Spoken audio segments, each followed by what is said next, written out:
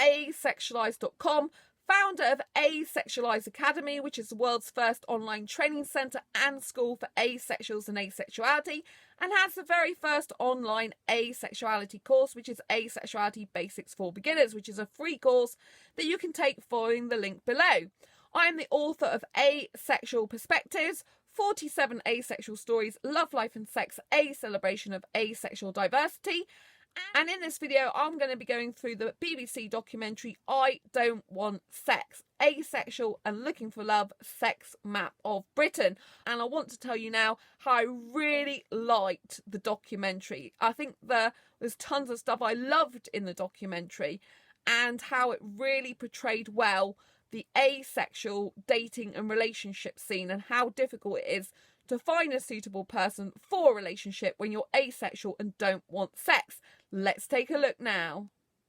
So this is the BBC3 Presents, okay? So if you look, there's one person, YouTuber, who's saying that asexual isn't even in the title. Now, I didn't see this on TV, so I don't know what it said on the TV, but clearly in the YouTube channel video, it says, I don't want sex, asexual and looking for love.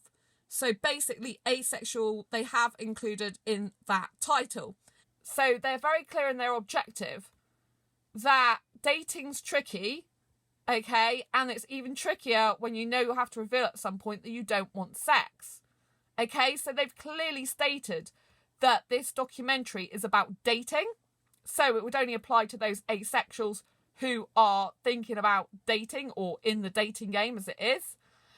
And it's applying to those, you know, they're portraying those asexuals that don't want to ever have sex, which is quite a lot of asexuals. And this film tracks 4 asexuals, 4 specific people, as they work their way through the dating game to find a partner. So it clearly states what the objectives of this documentary about. So for those people who are criticising this documentary heavily, saying it hasn't got asexual representation of every asexual, it won't have. You know, the majority of things in life, they have niches within niches, you know. They narrow down their specific market. This documentary is aimed at those who are interested in relationships and looking for being in a relationship and dating. That is clearly what they've said. So all the asexuals that aren't interested in dating, you wouldn't really be interested from a personal point of view about this documentary, but obviously as you're asexual, you'll be interested to see, you know, what it's like. And it says work their way through the dating game to find a partner. So again, if you're an asexual that's not bothered about a relationship or dating, this won't really apply to you. So it's not the fact that BBC3 isn't representing all asexuals. It was never their intention to represent all asexuals in this particular programme, because it's not a programme about asexuality. It's a programme about how difficult it is when you are someone who doesn't want sex and you're dating, and that is because you're asexual. So let's take a look at this film together. We're going to watch parts of it now, and I'm going to do some commentary on it, okay? So I have to let you know that I don't own the copyright to this. This is BBC3 copyright. I'm using it under the fair usage policy. Under YouTube's guidelines, I'm allowed to actually show bits of it. So let's take a look at some of the documentary. I'm really happy that all the people that don't want to have sex in their life are finally getting the recognition we need. This is why this video is good. It's great. BBC has a lot of publicity. As you know, it's huge. And to actually have the fact that they've included in the sex map of Britain, I Don't Want Sex, is really positive. And thank you for representing us when there's so many other programmes on TV that are surrounded and really centred on the fact that you have to have sex, you'll want sex, you need sex, you've got to have it. This is great. So this is a huge positive, and it's brilliant for all asexuals that don't want sex, which is the majority of us, you know. And I think even those asexuals that do want sex, you know, they usually do it because they're pleasing their partner, and unless they're on the more sexual end of the spectrum, they may want it under limited, rare or specific circumstances. But in order to identify asexuals, you know, to the general world, the sexualised world, you know, we need to be showing the asexuals that don't want sex for them to be able to understand there is a difference between heteronormative heterosexuals, for example, or sexuals in general, and the people that don't want sex, which generally fall under the category of asexuality. So it's fantastic that we're finally getting this representation. So in this particular part of the documentary, they've introduced Ashley. They've clearly stated Ashley describes herself as asexual. She wants to find someone, she just doesn't want sex with them. I'd prefer to pretend that none of us are genital. Like, it's just skin. like a Barbie and a Ken ball or something. Like, that'd be an ideal world for me. So when Ashley said in this documentary that she preferred that people didn't have genitals, I really relate to that, because I am personally nudity repulsed. I'm repulsed by the male genitals. I don't like seeing the female body naked either.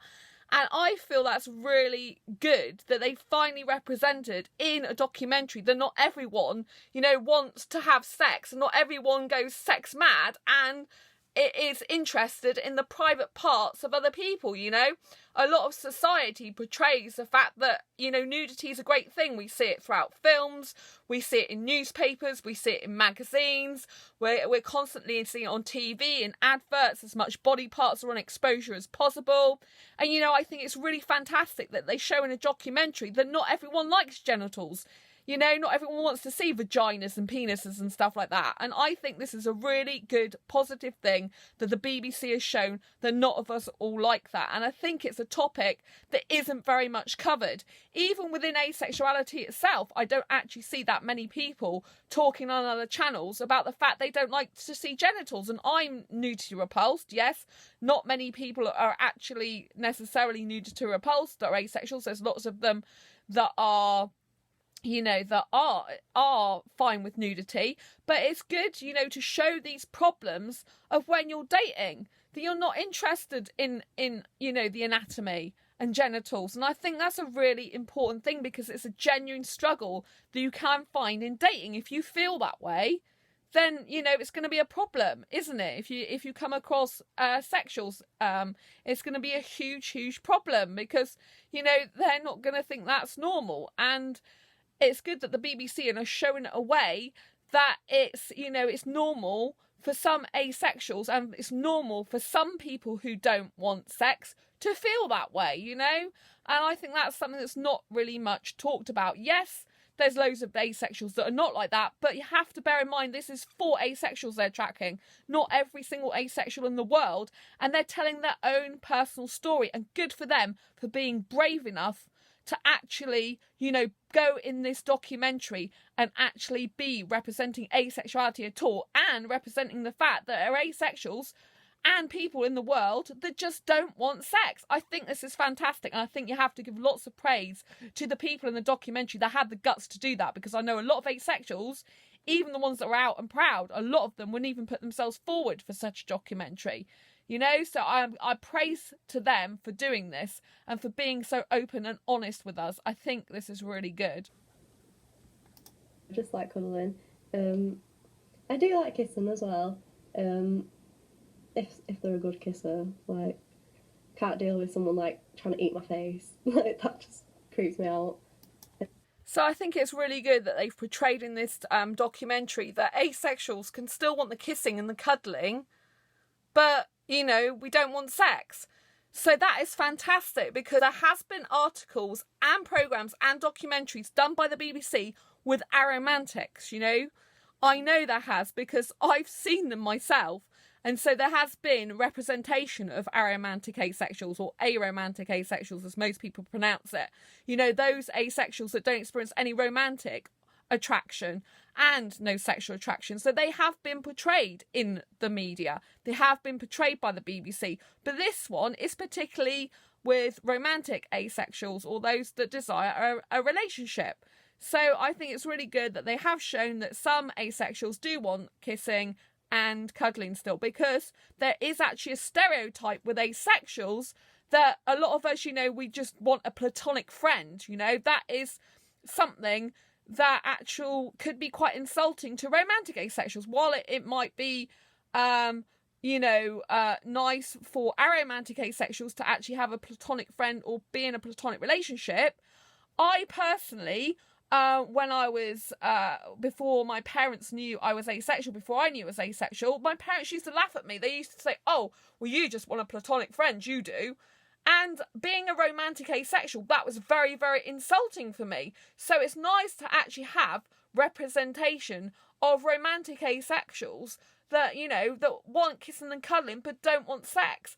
And I think the documentary gets this over well. I think it does, but it also shows a lot of the problems and issues surrounding that when you do want romance and affection, but you don't want the sex. And obviously, sexuals expect the sex. So let's carry on. To think that I'm not going to be on my own forever, but I just don't really put myself out there and try to date, because I just kind of think, well, it's never going to go anywhere unless I find someone who's also asexual. But then I kind of think, well, what are the chances of that? So this is actually a big problem within the asexual dating scene. Like I said, I'm involved in the asexual dating scene and relationship scene big time, and I'm on asexual dating sites. I run 3 asexual Facebook groups that are for dating. And I also run the Asexual Friends one as well, just so you know. But I just wanted to clarify that I'm really glad that Ashley is making this important point, that because there are a lot of asexuals that do feel like they're going to be alone forever. And for asexuals that don't want a relationship, they're not interested in romance and not bothered to have a partner ever, they love being single, they want to be single forever, of course this is not going to be a struggle for you if you feel that way, because you're not affected at all by it. It doesn't matter to you. That's not what you want. But for asexuals that do desire a romantic relationship without the sex, it's very, very difficult, when you still want the kissing and the cuddling, but you don't want the sex, it's very hard.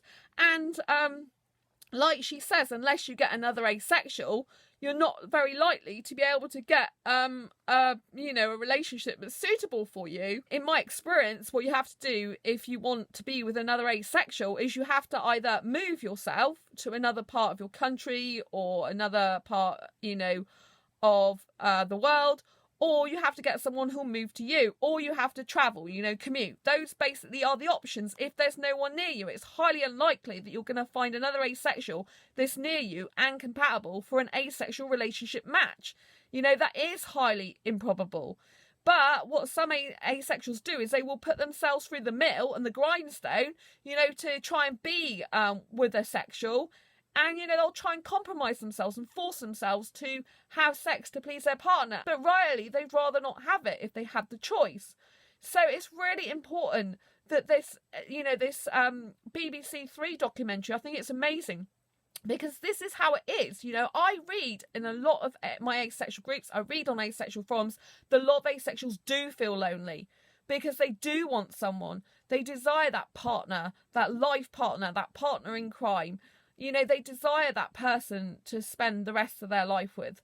They want that someone, I think it's very relevant as well for asexuals that maybe don't have many friends, or maybe they have family that's spread around the world.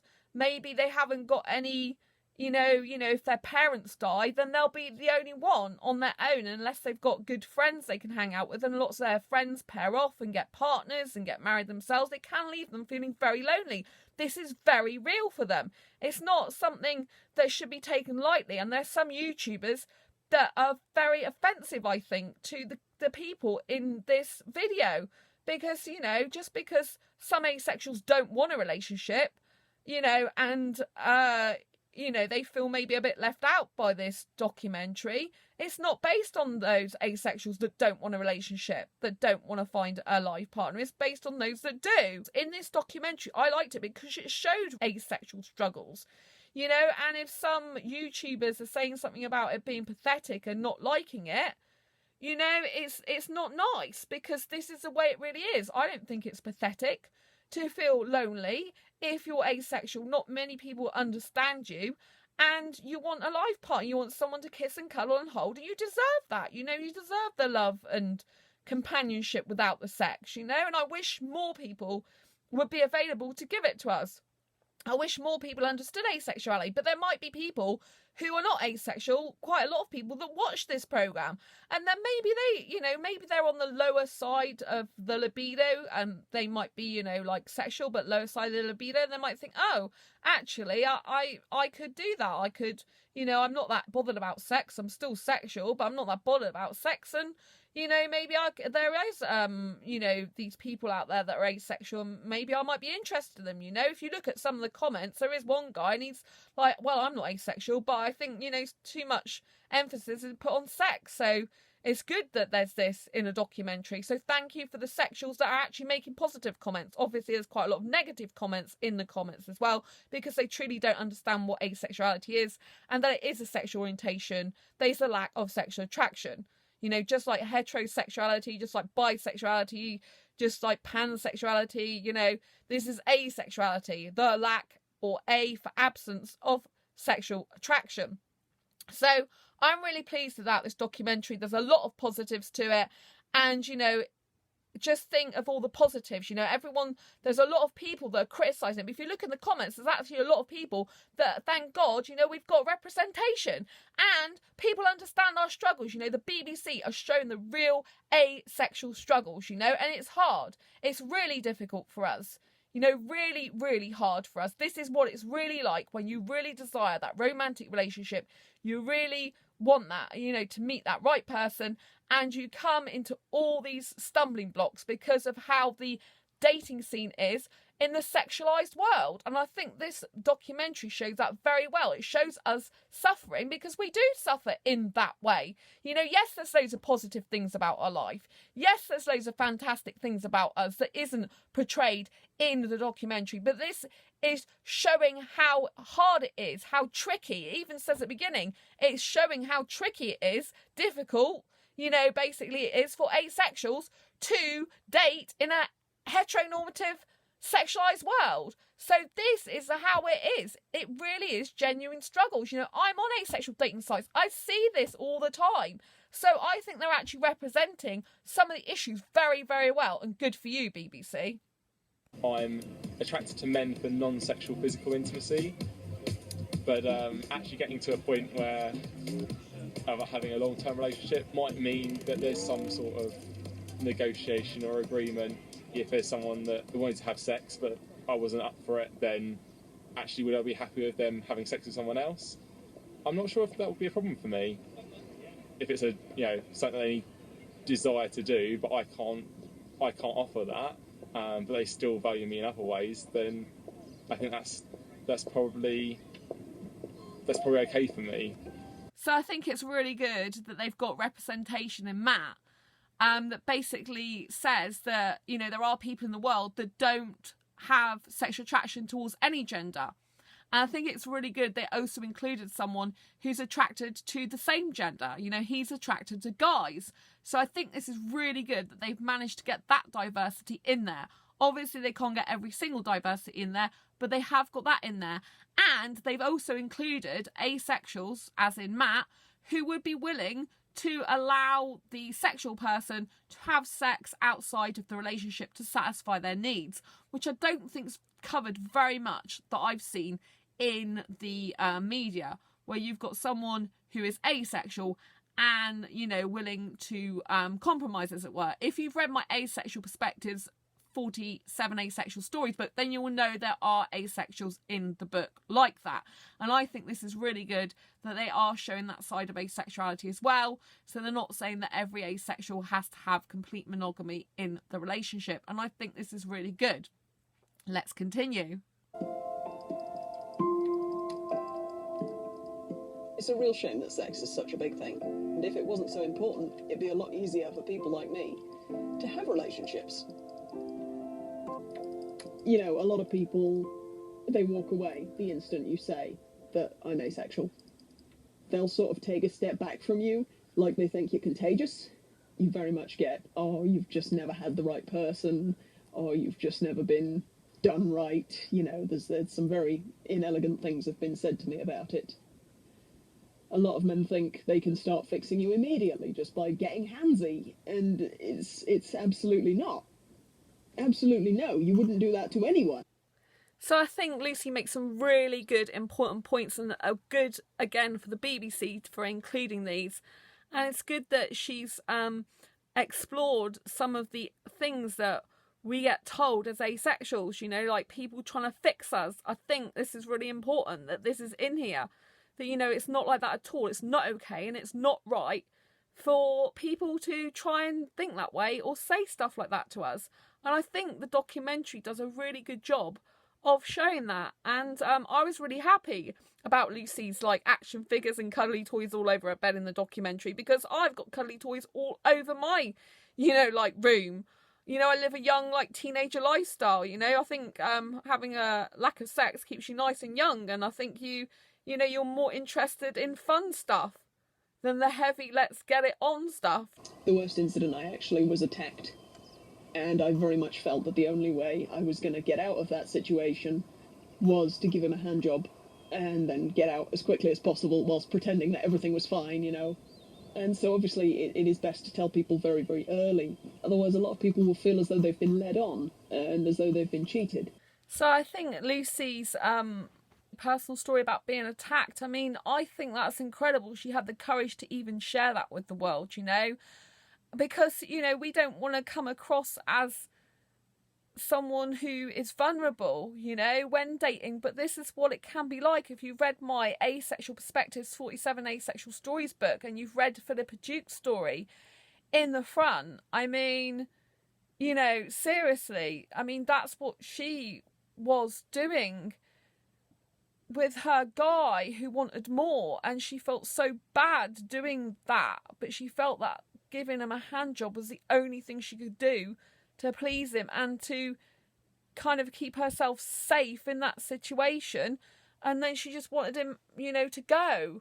So I think it's really important to understand this is genuinely asexual struggles. This isn't the BBC just actually sticking anything on. This is actually genuine struggles. This is actually real life tough stuff that we have to go through, that some of us are forced into and that some of us are scared.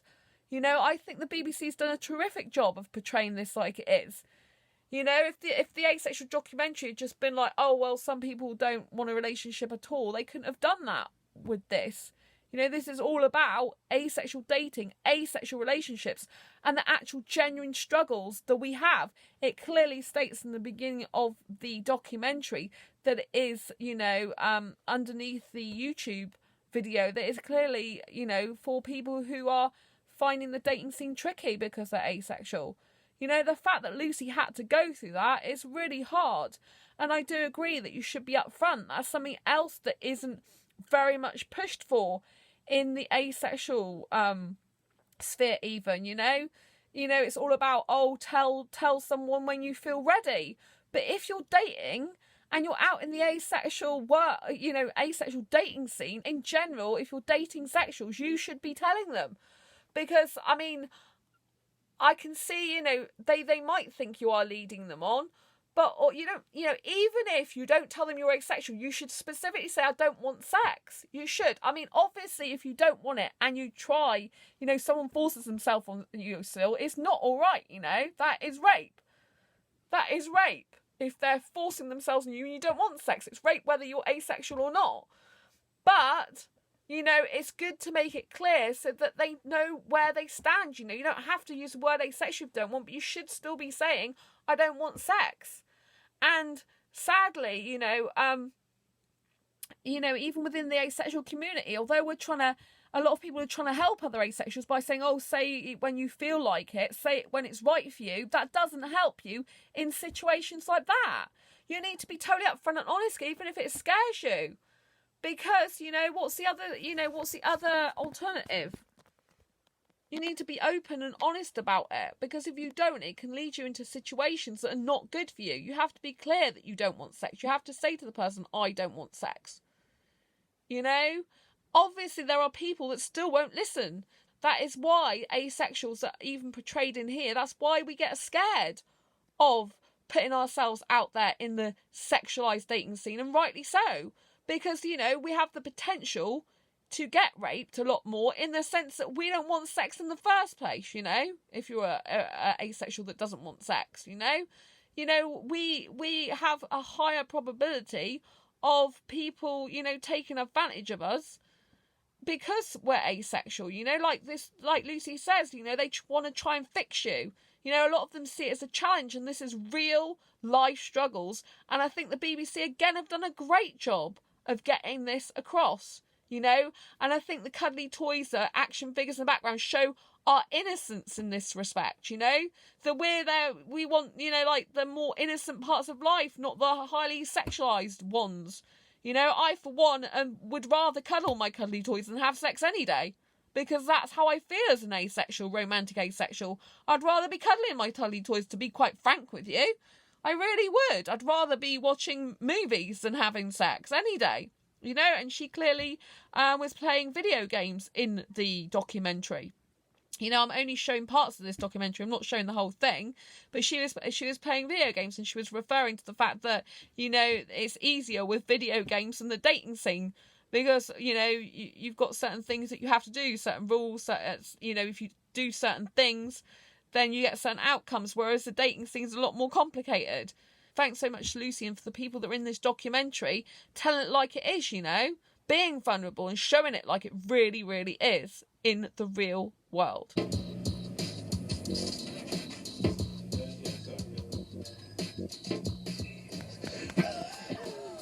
Sense that you're uncomfortable in here. Yeah. Everywhere you look, isn't it? It's just, well, it's all, yeah, it's all just sex. Yeah.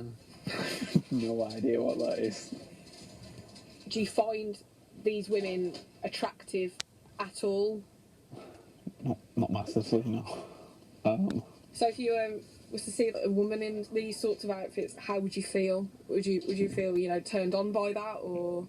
No, I wouldn't be interested. I just don't get any enjoyment from it. It's not like I've got a low libido or anything. It's more like this doesn't do anything for my brain. Do you masturbate? Is that like a thing? Because if you're not sexually active, you don't masturbate. Do you masturbate? I've done it in the past, but I'm not interested in it. It doesn't do anything for me. It's hard for me to understand that, really, because I know a lot of guys masturbate. So when it comes to you being asexual and you don't enjoy it, yeah, it's just not. Yeah. It's not my thing. Not my cup of tea. So, Adams was his friend, and she is clearly not asexual, and she's trying to understand asexuality. So this bit of the show's been heavily criticised because obviously Adam's uncomfortable with what they're showing him, but that's the whole point of why they've done it. Yes, it is to get a reaction, but it's to show the viewer that there are asexuals, people who are not sexually attracted, and that these type of images don't do anything for us. And I think that's really important, because as a whole, you've got to remember the BBC do a lot of programmes based on sex. They're constantly showing that these images are arousing. People want to masturbate over the images. People want to get it on with these people. People are, obsessed with these sexual products. They're obsessed with sex. They're obsessed with images, and they are trying to show the viewer. A lot of the viewers won't be asexual. They're trying to show the viewer that there are people out there that don't have any reaction to these images, which is seen by society as not normal. And his friend, who's not asexual, is trying to understand the way his mind thinks, because I've been in heterosexual relationships for half of my life, so I can understand how difficult it is for a sexual person to understand the concept of asexuality. This documentary is not just for asexuals to understand asexuality, it's for, people who are not asexual to understand asexuality, and it's to show, try to get into the minds, the psyche of asexuals and how we work, how we're different to sexuals. And I think that's a really important thing, that, when we see sexual images, we don't necessarily get turned on by them, and us wanting sex when we see them. And even if we touch our own genitals, it doesn't mean to say that we want sex either. Do you see what I mean? It's showing the difference. It's showing to the viewer who's not asexual what it's like to think as someone who doesn't get attracted to the mainstream sexual stuff, who's not into that. And I think good for Adam for portraying this, because I really agree with him. You know, it doesn't do anything for me when I see a guy's dick. I mean, seriously, I'm like, okay, yeah, I don't like seeing women naked. I don't like seeing guys naked. If I have to see anyone naked, it'd be a guy, because I'm not attracted at all to women, but I'd really not want to see it. And I actually hate seeing that stuff to do with women. And I hate all that stuff, you know, it's gross. And yes, he is uncomfortable, but the show wanted to show he's uncomfortable to portray how hard it is for asexuals to be in a sexualised world and on the sexual dating scene, when a lot of those things are used in sexual relationships. You know, the butt plugs, the pearls and all that type of thing. That's what is used for sex. So when the person, you know, an asexual walks into there, they're like, what the heck is this? I don't really get it. I don't really understand it. And they were trying to show that side in the documentary, which I think is fantastic. You know, I don't know, I haven't seen other programmes that do that, where you get people who are guys walking into a shop with loads of scantily clad women, loads of women with hardly anything on, and not gawking at them and not looking at them, not even poking out the corner of their eye. But clearly Adam was uncomfortable. Yes, he knew when he was doing the documentary that, you know, if they were going to ask him to do stuff like that he was going to be uncomfortable. You know, that's what you do when you're, you know, in the media, when you're being interviewed. You know, you sign up to being interviewed, you know, you kind of know that they're going to put you in situations which are awkward for you, you know, because they have to keep the viewer interested. And it's interesting for a sexual person to try and understand and fathom how a person could actually feel like that. And I think Adam's really brave to do that. And I think, you know, it's really good that he showed that, because I could relate to it. I'm sure tons and tons of asexuals could relate to it and think, yeah, good for you, Adam, you know, this doesn't do anything for me either. You know, I really felt that way, and good for Adam. Really proud of you, mate. Really good.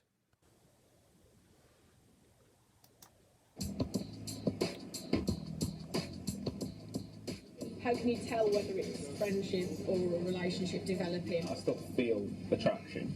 Yes. It's more romantic.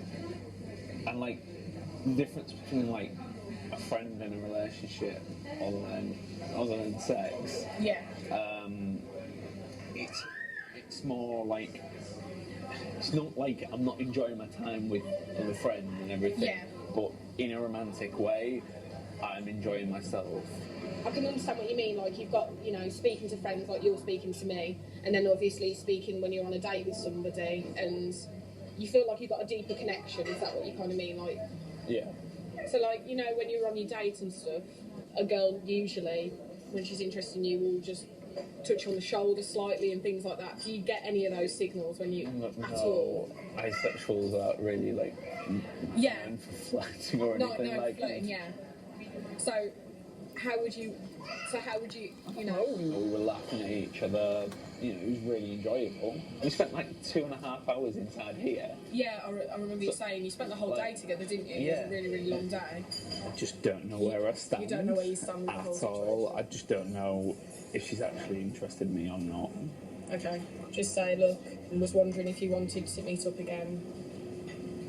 So yeah, be more direct about it. Say, you know, I kind of want. say, ask her if you want to know where you stand. Just say that. You told me you don't know where you stand, so tell her you don't know where you stand with it.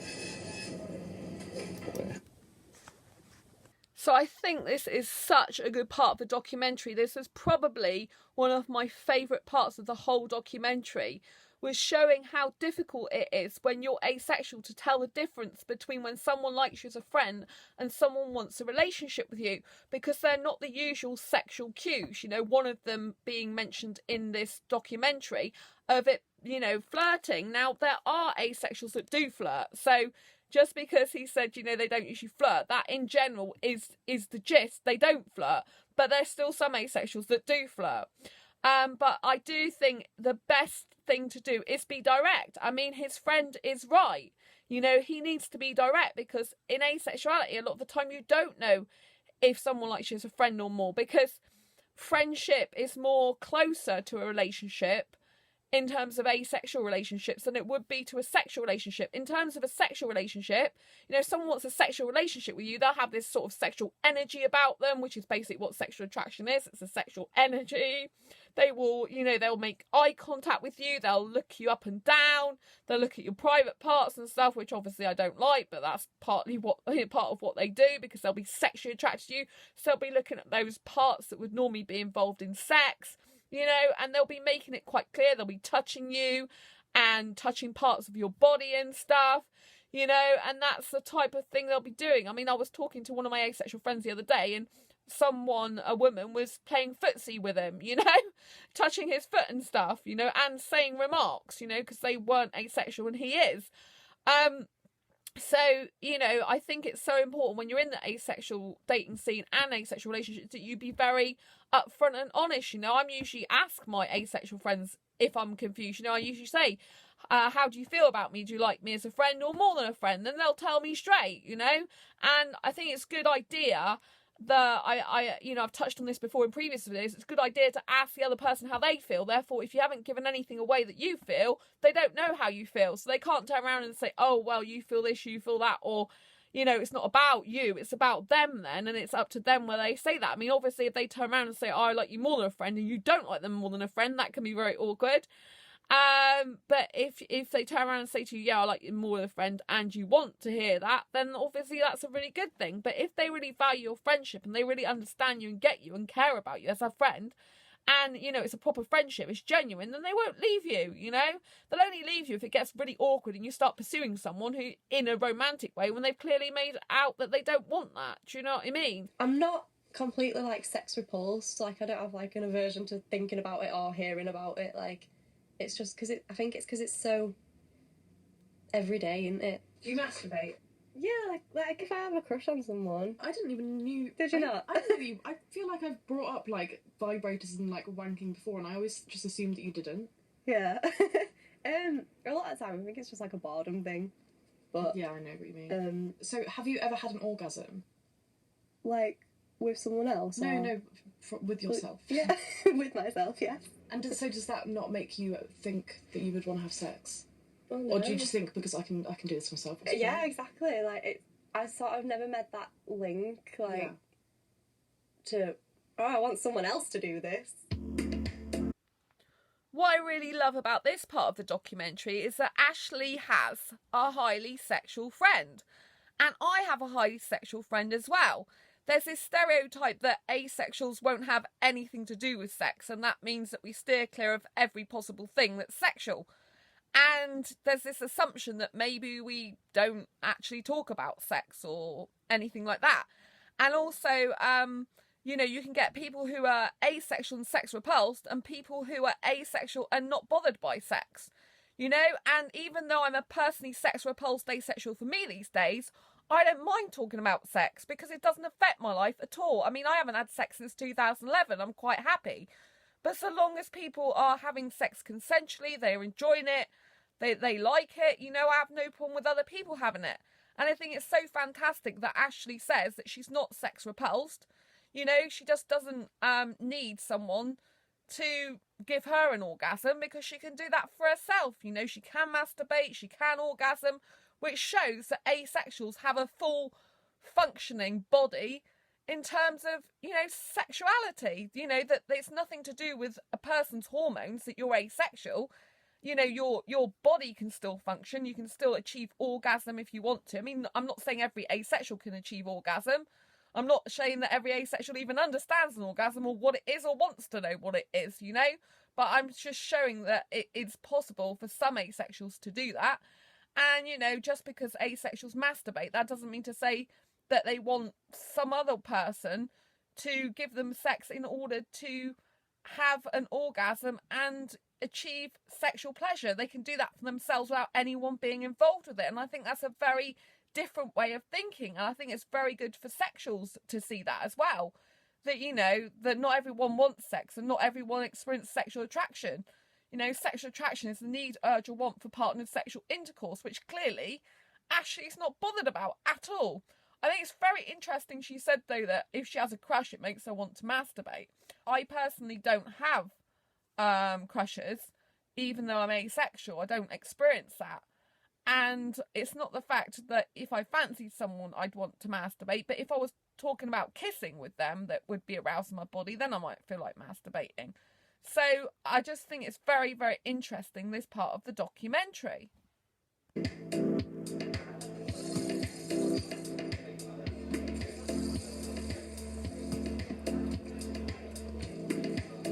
I'm feeling pretty awkward, to be fair.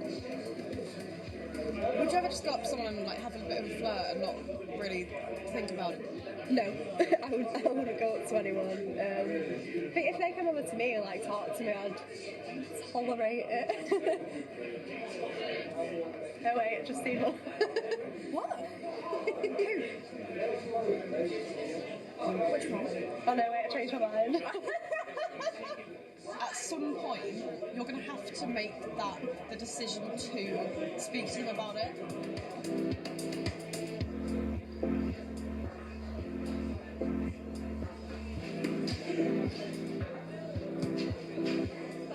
Actually realising how many issues I actually have to work through. Do you know, because it's like, oh, you're lonely and you want someone, but you ignore guys, you won't go up to them, you tolerate them, you ignore them on Tinder, and it's like, actually, what am I doing? It actually just terrifies me thinking about meeting people, because it's not only like, oh, will someone accept me for me? It's like, if you find someone who does, it's then, oh, but will they accept me for me if I won't sleep with them? I think this part of the documentary is really important because it shows how scared asexuals are of approaching guys, or sexuals in general, because of the expectation of sex within a relationship if they wanted to pursue a relationship. And I get that, I really do, because the majority of sexuals, they will be expecting sex, and like Ashley says, you know, can they accept you for who you are is one thing, but can they accept you for who you are without wanting sex is something else as well. But at the end of the day, if a person can't accept you for who you are, which includes your sexual orientation, which is a lack of sexual attraction, which for the majority of asexuals means they don't want sex, don't need it, don't like it for themselves, you know. So, trying to find a person like that, if the person doesn't accept you for who you are, and the fact you are asexual, they're not really accepting who you are anyway. But I think for a lot of asexuals, they think, what's the point in answering messages on sexual dating sites? Because, you know, they'll pretty much want sex. And what's the point in actually approaching people in pubs and places? Because it will lead on to wanting sex. So I can see, you know, how difficult it is. I know because I'm on the asexual dating scene. However, I'm an asexual extrovert, which is very different. So I can go up to guys that I don't know. I can start a conversation with them. But I usually get across the point that I'm asexual and very early on in the conversation. It does help the fact I've got an Asexual Perspectives book out. So I can bring up the fact that I'm an author and I can show them my book and then I can explain what asexuality is.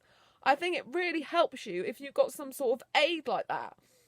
You know, or if you can say, oh, I go to asexual meetups, yeah, I'm asexual, and this is all about it, and show someone a video of asexuality, for example. Or you could say, oh, I've got, you know, asexual friends online. You know, this is a community like asexuality.org where I find them, yeah, and I really love hanging out with them online and stuff like that. So there are ways you can bring it into conversation. But obviously it's a lot more difficult because you know that, you know, trying to find a partner for a relationship is difficult no matter what sexual orientation you are. But when you're asexual, it's even harder.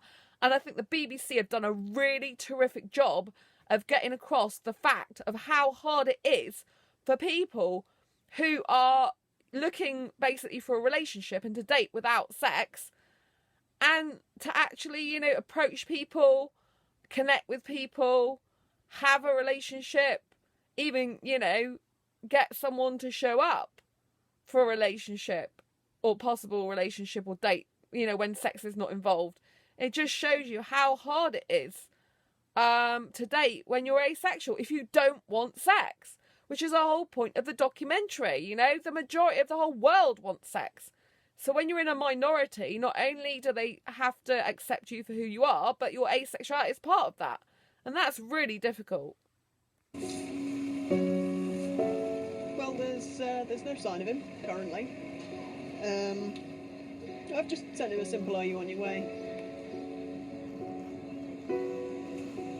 I'm getting to a point where I'm thinking, if anything happens to my parents, I am alone. My brother's moved to another country, and we're not that close. And that impending knowledge is that you could end up totally alone in 20 years, because the dog won't still be around then, it's a bit scary.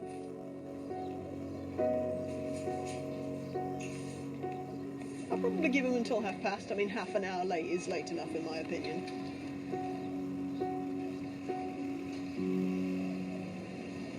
He's just disabled his account. The account's gone dead. Users disabled their account. It's 10 minutes ago.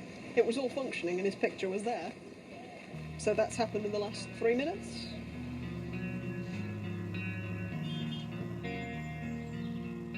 Feels a bit pointless sometimes trying, but I would rather be alone than have to have sex. That's how much I feel I can have sex. It's not an insecurity, it's not through prudishness, it's some serious trigger in my mind that just says no. Absolutely not. I would rather be alone. So in this part of the documentary, Lucy has been stood up on a date with a guy that she met online. Now, as the documentary was progressing, before you knew she'd been stood up, I was sceptical the person would even turn up. Sadly, the majority of people online are, that are not asexual are going to be after sex. But she did make it clear to him that she was asexual and he said he was okay about it.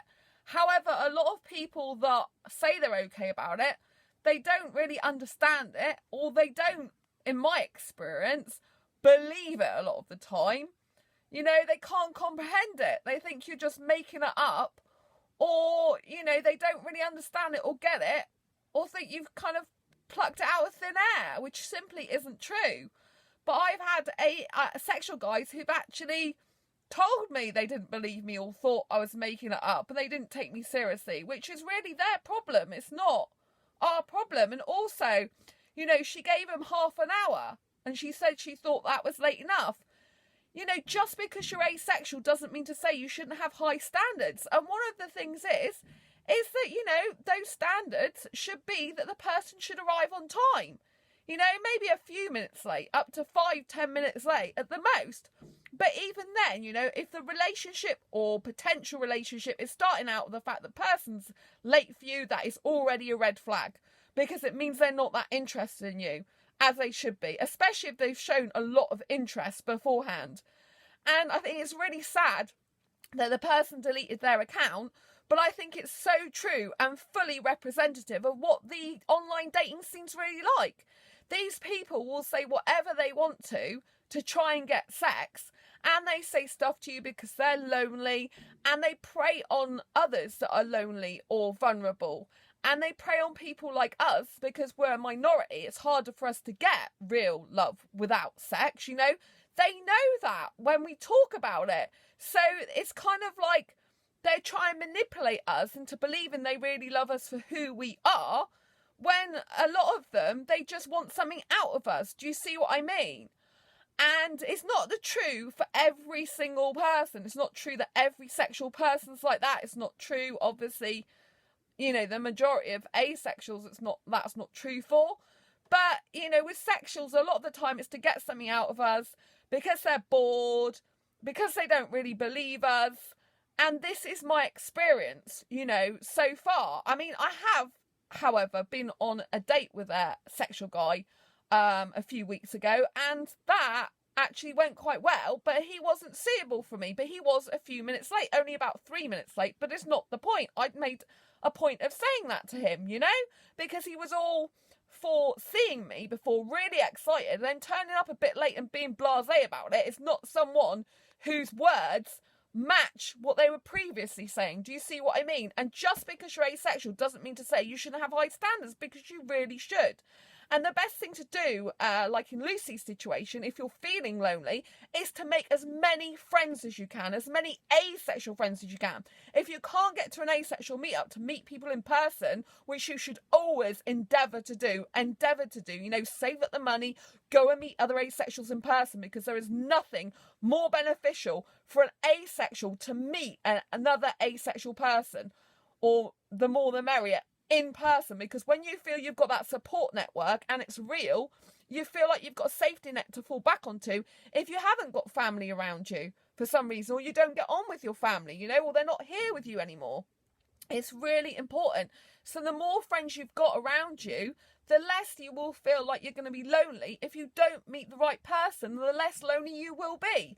We all need human connection. It's part of being a human being, and if you haven't got any friends, you need to make some. If you don't know how to make friends, go and take courses, in how to build friendship and connection with people. Go and read books about friendship. Go and study it on free YouTube videos online. Go and, put yourself in the best possible situations to become friends with people. It's harder to become friends with people who are sexual and, for example, the opposite sex. Like if I'm a female and I'm trying to make friends with a heterosexual guy, the majority of them will want sex, but there's no reason why you can't make friends with people who are of your own gender. And, and if you do make friends with the opposite sex, even if you are someone who's not attracted to the opposite sex, you still need to make it clear to them that that's actually true and that's real, because even then they might not believe you. And a lot of sexuals can't just be friends with someone. Sadly, there are some that can, but a lot of the time, it's kind of like there's something in it for them. So be very, very careful and cautious. But make your own friends, make your own asexual friends, so that in years to come, when other people aren't around you, you have got that support network there. You have got people you can speak to. You have got people that you can message, so you don't feel so lonely in this world. This is so important. And it just goes to show you how easy it is for people to be someone they're not and to delete their profile just like that online. There's a lot of fake profiles online, and sadly a lot of asexuals are hiding their asexuality, so a lot of them create second profiles that aren't their real profiles. I don't know if you knew that, but they'll have one for their family and friends, and then they'll create another profile that's for asexuals and going in asexual groups because they don't want their family and friends to know about them. So that second account is like their other alter ego, if you like. It's not really, it's a part of who they are, their asexuality, but to their family and friends, they'll be a completely different person probably. So you've got to bear that in mind, that if you're thinking about dating someone or getting a relationship with someone, the stuff you're seeing online about them, if talking openly and honestly about asexuality, some of it, might be completely true. Like, I'm out about my asexuality. I don't have a second Facebook profile. I've got friends who are asexuals who are open about it to the world.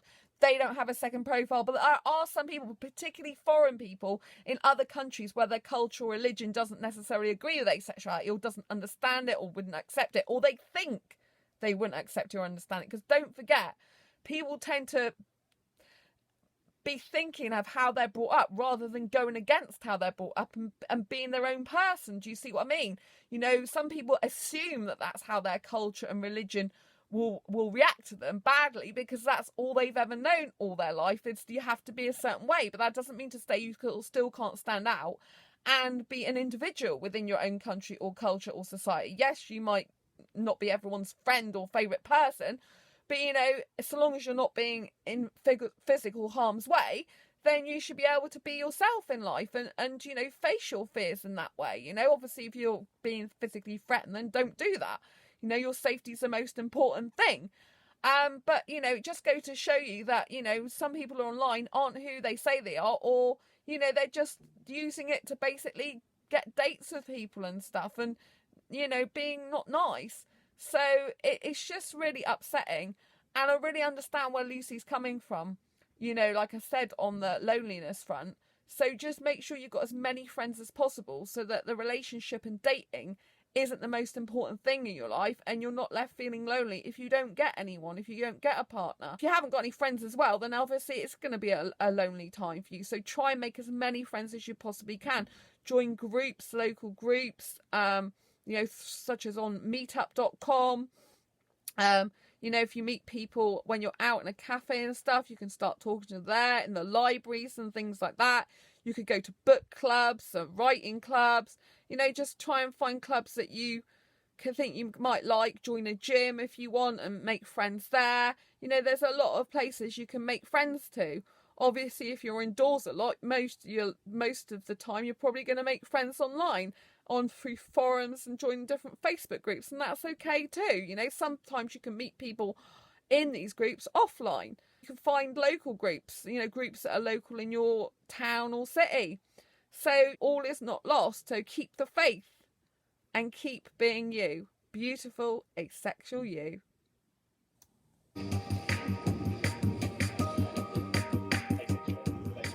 feel like I'm quite alone and I'm scared to really say to people, look, I am this, because I feel like if I will disclose my asexuality to people, they will abandon me. When I tried to tell my sister I was asexual, she said, but the way you dress for men. That means you must want them in your life and you must want to have sex with them. It feels good to have a conversation and know that you don't even have to explain yourself. I just feel relaxed. Yeah. If you're not sure about like one part of your identity, or that you're kind of confused on, is it okay that I do this as an ace person? I do a lot of drag and cosplay, and I just love it. And everyone thinks, why are you wearing sexy outfits from like sexy film stars if you don't want to attract someone's attention? I'm like, well, I'm doing it for myself. There is definitely like the spectrum of asexuality is probably so much wider than people think it is.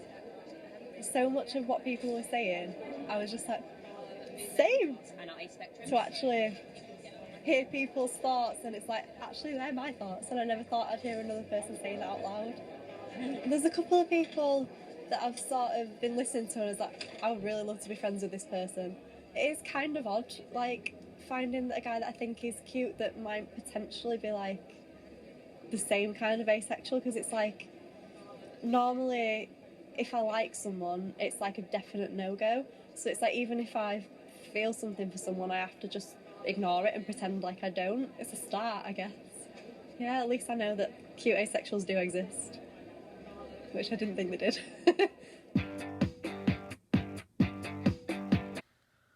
What I really love about this part of the documentary, which is the final part, is the fact that Ashley goes to the UK Asexuality conference and meets people in person that are asexual and that really understand her. And I think she portrays the feeling well of what it's like when you first, meet people like you in the asexual community. It's sort of an awakening of, oh my gosh, these people talk like I talk. These people think like I think. These people are so like me. They understand me. And I don't have to explain myself to them and why I don't like the things I don't like to do with sex. But also, it really shows how diverse the asexual spectrum is. And the fact that just because we might dress sexily doesn't mean to say we actually want sex, or that we're giving signals out for people to come and have sex with us. We can just be dressing like sexily because we enjoy feeling good about ourselves and we like to look that way for ourselves, And I think that's a difference with asexuals, You can focus more on yourself, on your appearance and looking good for who you are. And, you can be true to who you are a lot more, so long as you're willing to, say, I'm asexual. You can truly be who you are and enjoy it. And I just want you to take away the fact that if you are asexual and you don't want sex, it may be really difficult to get a partner or a suitable relationship or date, but don't give up hope, If we give up hope of finding someone, then we won't find anyone in our life. Don't give up hope, but at the same time, don't bet your life on it, Go out, make as many friends as possible, especially asexual friends who understand you, who you can relate to, who can understand where you're coming from. And like Ashley says, there are cute asexuals out there. So just because someone's asexual doesn't mean to say they're not aesthetically attractive and appealing in other ways, without the sex. you know, and I'm glad that it shows how hard having a sex-free life is, but it also shows the beauty of asexuals who come together, who really understand this in the common ground. And it shows the diversity across the spectrum. You know, this documentary shows an asexual that's attracted to the same gender. It shows an asexual that's trying to date another asexual. It shows an asexual that is scared of, you know, dating sexuals, but even approaching sexuals. And it shows someone who's willing to date a sexual but was stood up. So it shows a real variety of dating experiences, and the fact of how hard it is to get a relationship without sex, but how we do try and we do put ourselves out there. And it shows finally that it's good that there are other people in the world like us who can live, love and be happy without sex, and that even if we do dress sexily, or maybe we masturbate or take part in some sexual activity, sometimes it doesn't mean to say we're not asexual, because asexual is predominantly the lack of sexual attraction, which means we don't get the need, urge or want for partnered sexual intercourse. And there's nothing wrong with that. Believe we can feel love, believe we can have love, and believe we can have relationships without sex. You know, keep your standards in your life just as you would if you weren't asexual. You know, people need to treat you right with respect, turn up on time, respect your boundaries in what you physically do want to do and don't want to do. You know, and you need to make sure you find someone suitable for you. Even if you date sexuals or want a relationship with a sexual, you need to be talking upfront and honestly about what your physical needs are and about their physical needs, and see if you can, you know, have a loving relationship without the sex, and if you're compatible for each other or not.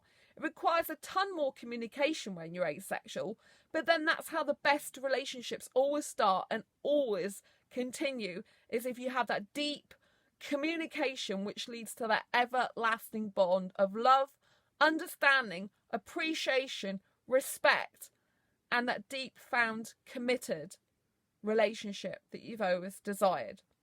Until next time, embrace your quirky and each other's. If you like this video, please give it a thumbs up.